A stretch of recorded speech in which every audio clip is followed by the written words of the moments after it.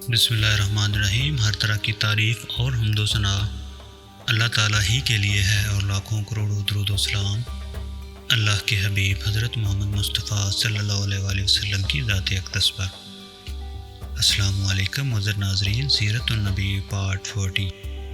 جب نجران کے یہ لوگ آپ صلی اللہ علیہ وسلم سے باتیں کر چکے تو آپ نے انہیں اسلام کی دعوت دی، قرآن کریم کی کچھ آیات پڑھ کر سنائیں۔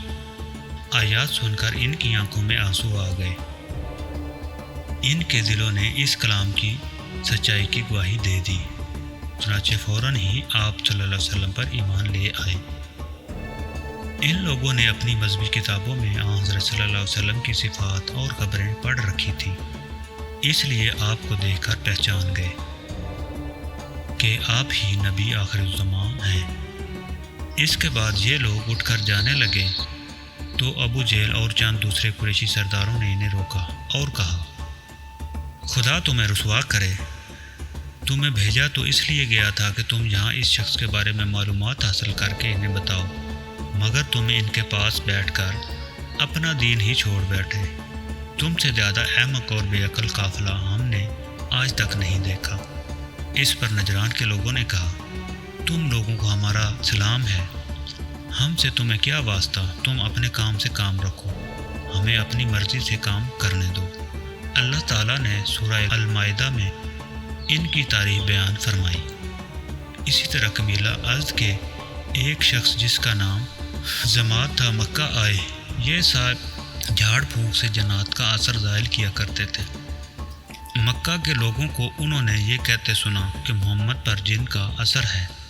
یہ سن کر انہوں نے کہا، اگر میں اس شخص کو دیکھ لوں تو شاید اللہ تعالیٰ اسے میرے ہاتھ سے شفا عطا فرما دے۔ اس کے بعد وہ آپ صلی اللہ علیہ وسلم کی خدمت میں حاضر ہوئے۔ ان کا بیان ہے کہ میں نے آپ سے کہا، اے محمد، میں جھاڑ پھونک سے علاج کرتا ہوں، لوگ کہتے ہیں کہ آپ پر جنات کا اثر ہے، اگر بات یہی ہے تو میں آپ کا علاج کر سکتا ہوں۔ ان کی بات سن کر آپ صلی اللہ علیہ وسلم نے فرمایا، تمام تعریف اللہ ہی کے لیے ہے، ہم اسی کی حمد و ثنا بیان کرتے ہیں اور اسی سے مدد مانگتے ہیں۔ جسے اللہ تعالیٰ ہدایت فرماتا ہے اسے کوئی گمراہ نہیں کر سکتا، اور جسے اللہ تعالیٰ گمراہی نصیب کرتا ہے اسے کوئی ہدایت نہیں دے سکتا۔ میں گواہی دیتا ہوں کہ اللہ تعالیٰ کے سوا کوئی معبود نہیں، اس کا کوئی شریک نہیں، اور میں گواہی دیتا ہوں کہ محمد اللہ کے رسول ہیں۔ انہوں نے آپ کی بات سن کر کہا، یہ کلمات میرے سامنے دوبارہ پڑھیے۔ آپ نے کلمہ شہادت 3 مرتبہ دہرایا۔ تب انہوں نے کہا، میں نے کاہنوں کے کلمات سنے ہیں، جادوگروں اور شاعروں کے کلمات بھی سنے ہیں، مگر آپ کے ان کلمات جیسے کلمات کبھی نہیں سنے۔ اپنا ہاتھ لائیے، میں اسلام قبول کرتا ہوں۔ چنانچہ زماد رضی اللہ عنہ نے اسی وقت آپ کے ہاتھ پر بیعت کی۔ آپ نے فرمایا، اپنی قوم کے لیے بھی بیعت کرتے ہو؟ جواب میں انہوں نے کہا، ہاں، میں اپنی قوم کی طرف سے بھی بیعت کرتا ہوں۔ اس طرح یہ صاحب جو آپ پر سے جنات کا اثر اتارنے کی نیت سے آئے تھے خود مسلمان ہو گئے۔ ایسے اور بھی بہت سے واقعات پیش آئے۔ نبی کریم صلی اللہ علیہ وسلم کی نبوت کو 10 سال کا عرصہ گزر چکا تھا تو آپ کی زوجہ حضرت خدیجہ رضی اللہ عنہا کا انتقال ہو گیا۔ اس سے چند دن پہلے ابو طالب فوت ہو گئے تھے۔ حضرت خدیجہ رضی اللہ عنہ کو حجون کے قبرستان میں دفن کیا گیا۔ آپ صلی اللہ علیہ وسلم خود ان کی قبر میں اترے۔ انتقال کے وقت حضرت خدیجہ رضی اللہ عنہ کی عمر 65 سال تھی۔ اس وقت تک نماز جنازہ کا حکم نہیں ہوا تھا۔ اس سال کو سیرت نگاروں نے عام الحزن یعنی غم کا سال قرار دیا ہے، کیونکہ ہر موقع پر ساتھ دینے والی 2 ہستیاں اس دنیا سے رخصت ہو گئی تھیں۔ آپ ہر وقت غمگین رہنے لگے، گھر سے بھی کم نکلتے تھے۔ حضرت خدیجہ رضی اللہ عنہا شادی کے بعد 25 سال تک آپ کے ساتھ رہیں۔ اتنی طویل مدت تک آپ کا اور ان کا ساتھ رہا تھا۔ ابو طالب جب بیمار ہوئے تھے تو آپ صلی اللہ علیہ وسلم ان سے ملنے کے لیے آئے۔ اس وقت قریش کے سردار بھی وہاں موجود تھے۔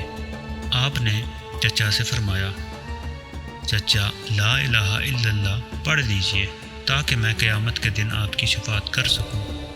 اس پر ابو طالب نے کہا خدا کی قسم بھتیجے، اگر مجھے یہ خوف نہ ہوتا کہ میرے بعد لوگ تمہیں اور تمہارے خاندان والوں کو شرم اور عار دلائیں گے اور قریش یہ کہیں گے کہ میں نے موت کے ڈر سے یہ کلمہ کہہ دیا، تو میں یہ کلمہ پڑھ کر ضرور تمہارا دل ٹھنڈا کرتا۔ میں جانتا ہوں تمہاری یہ کتنی خواہش ہے کہ میں یہ کلمہ پڑھ لوں، مگر میں اپنے بزرگوں کے دین پر مرتا ہوں۔ اس پر یہ آیت نازل ہوئی، آپ جسے چاہیں ہدایت نہیں دے سکتے بلکہ جسے اللہ چاہے ہدایت دیتا ہے، اور ہدایت پانے والوں کا علم بھی اسی کو ہے۔ ابو طالب کے مرنے پر آپ صلی اللہ علیہ وسلم نے فرمایا خدا کی قسم میں اس وقت تک آپ کے لیے مغفرت کی دعا کرتا رہوں گا جب تک کہ مجھے اللہ تعالیٰ ہی اس سے نہ روک دے۔ اس پر اللہ تعالیٰ نے یہ آیت نازل فرمائی، پیغمبر کو اور دوسرے مسلمانوں کو جائز نہیں کہ مشرکوں کے لیے مغفرت کی دعا مانگے، اگرچہ وہ رشتہ دار ہی کیوں نہ ہوں۔ اس امر کے ظاہر ہو جانے کے بعد یہ لوگ دوزخی ہیں۔ حضرت خدیجہ رضی اللہ عنہا کا انتقال رمضان کے مہینے میں ہوا تھا۔ ان کی وفات کے چند ماہ بعد آپ نے حضرت سودا بنت زمعہ سے شادی فرمائی۔ آپ سے پہلے ان کی شادی ان کے چچا کے بیٹے سکران رضی اللہ عنہ سے ہوئی تھی۔ حضرت سکران رضی اللہ عنہ دوسری ہجرت کے حکم کے وقت ان کے ساتھ حبشہ ہجرت کر گئے تھے، پھر مکہ واپس آ گئے تھے۔ اس کے کچھ عرصہ بعد ہی ان کا انتقال ہو گیا۔ جب حضرت سودا رضی اللہ عنہا کی عدت کا زمانہ پورا ہو گیا تو آپ صلی اللہ علیہ وسلم نے ان سے نکاح فرمایا۔ اس نکاح سے پہلے حضرت سودا رضی اللہ عنہا نے ایک عجیب خواب دیکھا تھا۔ انہوں نے اپنے شوہر سکران رضی اللہ عنہ سے یہ خواب بیان کیا۔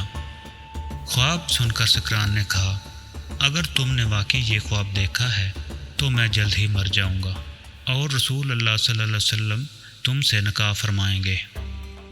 دوسری رات انہوں نے پھر خواب دیکھا، وہ لیٹی ہوئی ہیں، اچانک چاند آسمان سے ٹوٹ کر ان کے پاس آ گیا۔ انہوں نے یہ خواب بھی اپنے شوہر کو سنایا۔ وہ یہ خواب سن کر بولے اب شاید میں بہت جلد فوت ہو جاؤں گا، اور اسی دن حضرت سکران رضی اللہ عنہ کا انتقال ہو گیا۔ شوال کے مہینے میں حضرت صلی اللہ علیہ وسلم نے حضرت عائشہ رضی اللہ عنہ سے نکاح فرمایا۔